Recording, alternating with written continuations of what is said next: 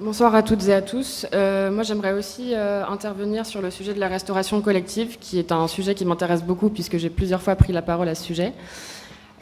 Conformément à ce que vous aviez annoncé en conseil municipal en décembre et en anticipation de la loi Egalim qui vise à interdire les barquettes en plastique à partir de 2025, ces dernières ne seront en effet plus utilisées dans le cadre de la restauration collective et municipale à Asnières, notamment dans les cantines scolaires.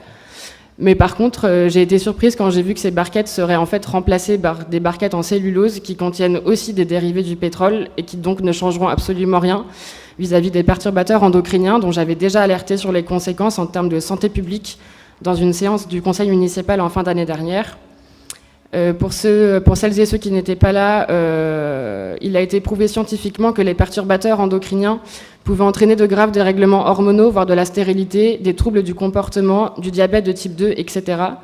Et les conséquences sont d'autant plus graves, encore une fois, qu'il s'agit d'enfants et donc des personnes qui sont en pleine croissance et en plein développement. Et à rajouter à ça le fait que les repas dont il est question sont réchauffés dans des fours de cantine et pas cuisinés sur place comme nous le préférerions. Donc la durée de chauffage et la chaleur favorisent la migration des substances chimiques dans les aliments. C'est aussi scientifiquement prouvé. Par ailleurs, les barquettes en cellulose présentées ne sont biodégradables qu'à 90%. Donc les 10 restants sont uniquement compostables, c'est-à-dire coupés en petits morceaux de plastique qui se retrouveront ensuite dans l'eau et dans la terre, donc in fine dans nos assiettes également. En vérité, le sujet des barquettes en plastique, c'est pour moi un exemple parfait du non-sens du modèle de production et de consommation aujourd'hui majoritaire en France et l'irresponsabilité de ceux qui choisissent de le poursuivre. Je suis d'accord, et on l'avait déjà dit lors du dernier conseil municipal quand j'avais parlé de ça, ça prend du temps de repenser un fonctionnement car ça demande de repenser la chaîne logistique, etc.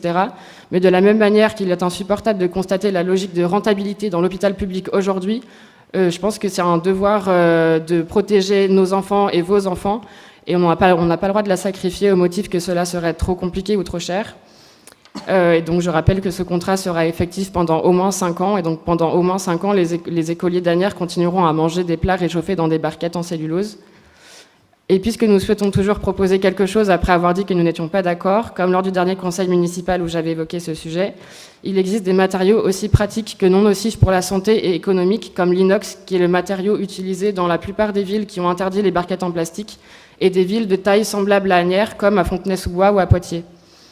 Par ailleurs, je n'ai pas trouvé la réponse dans les documents de préparation du Conseil, car il n'est fait que mention d'un travail accru sur les recettes végétariennes, tant d'un point de vue de leur qualité que de leur diversité.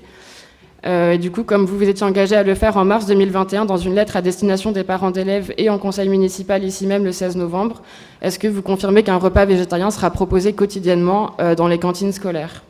Merci.